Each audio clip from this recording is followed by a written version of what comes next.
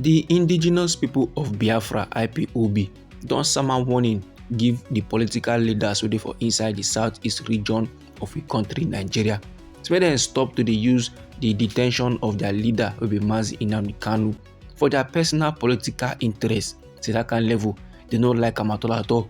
The reason wetin make Nnamdi Kanu dey detained na because of im effort to achieve the Biafran dream and not because of Nigerian politics.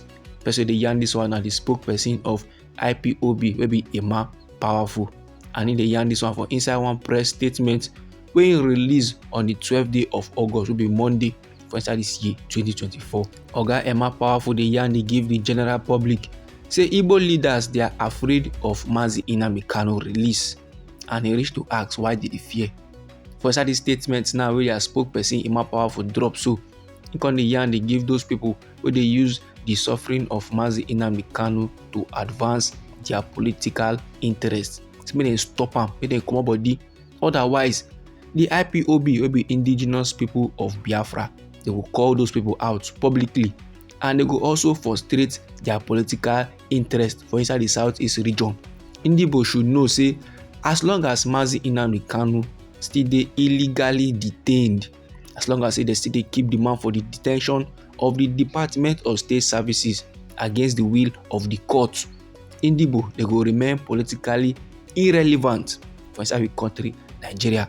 They no go reason the matter of Igbo people political levels so and both economical levels. Some Igbo politicians and political leaders now for inside Abuja, they use Nnamdi Kanu matter to dey catch cruise. They use am to dey find favor from the southeast region, and they constantly yarn say those very particular leaders now where they use IPOB to dey catch cruise, where they use am to dey find favor from the southeast region, they are secretly collaborating with the federal government to keep Nnamdi Kanu wey be their leader for the custody of the secret police wey be Department of State Services (DSS). But Emma Powerful now dey yarn dey give them say in dey watch the full IPOB as a whole, they are watching, and they advise them now say make dem stop to dey take glory from Nnamdi Kanu matter, make dem stop am, or else they go call them out publicly and they no go like the outcome.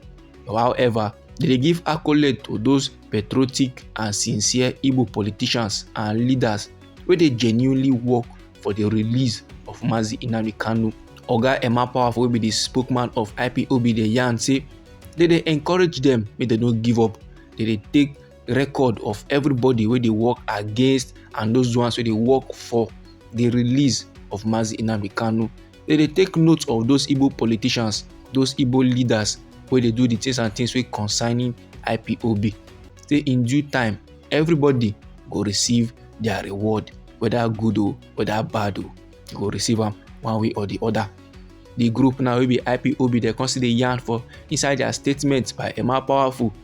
Say those people now where they use the suffering and the incarceration of Nnamdi Kanu and the IPOB members to advance their political interest, they will be very much disappointed, and they go watch how the indigenous people of Biafra IPOB go scatter the political ambitions of those people from the east. And Oga Emma Powerful constantly talk about the dedication to the safety of Igbo and Biafran cause.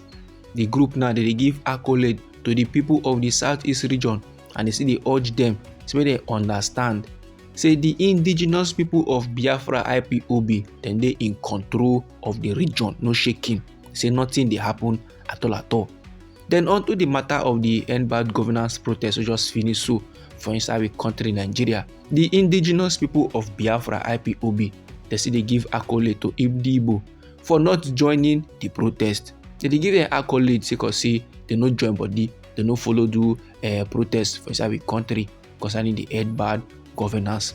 The IPOB group now they yarn say people of the southeast don't build survivor resilience upon say politically, economically, they are being marginalized for inside the country.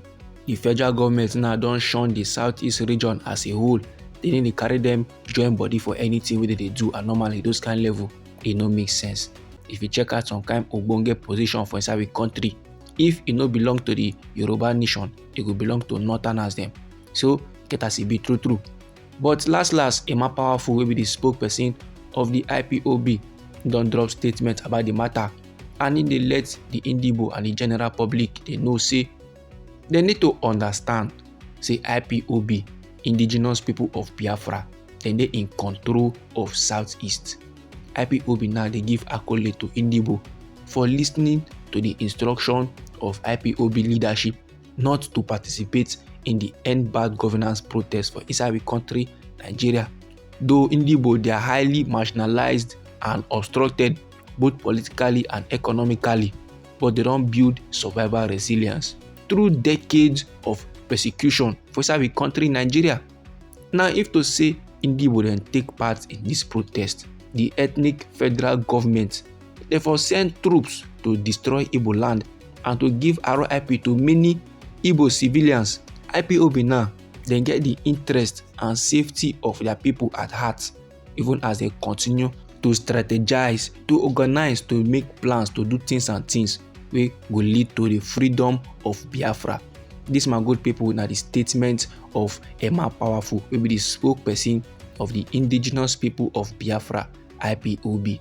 The leader of indigenous people of Biafra wey be Mazi Nnamdi Kanu, since the month of June for inside the year 2021, wey dem gbab am, then forcefully carry am come back to a country, Nigeria. He don dey for inside the custody of the Department of State Services since that time, and in only offence na sake of say in dey seek for freedom, in dey seek for referendum, and in the sight of the federal government, that one na treason. But wetin dey pepper most country people pass, especially in Igbo, na sake of say Supreme Court now don order say the detention of this man is illegal and unconstitutional. Release this man and let him go. The court now drop this order, so but the federal government they no gree lis ten. They choose to abide by their own rule. Now they feel as if they are above the law. How can the federal government say they practice democracy for inside this our country when they need to abide by the rule of law? Now, these my good people, now the informate where I make a share, give the general public. Anyhow, the thing be you for body, feel free make you drop them inside our comment section. Now we be Anointed Lady TV. Now they bring the legit information on the things and things where they happen for inside our nation, Nigeria. So if you would like to receive those kind of news, then try make you subscribe to this channel and try make you put on the notification bell so that as they bring the news they come, I go first receive the updates and you go get them sharp.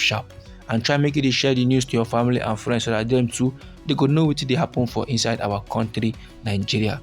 And they bring another interesting information for you, my good people. I beg, no go anywhere.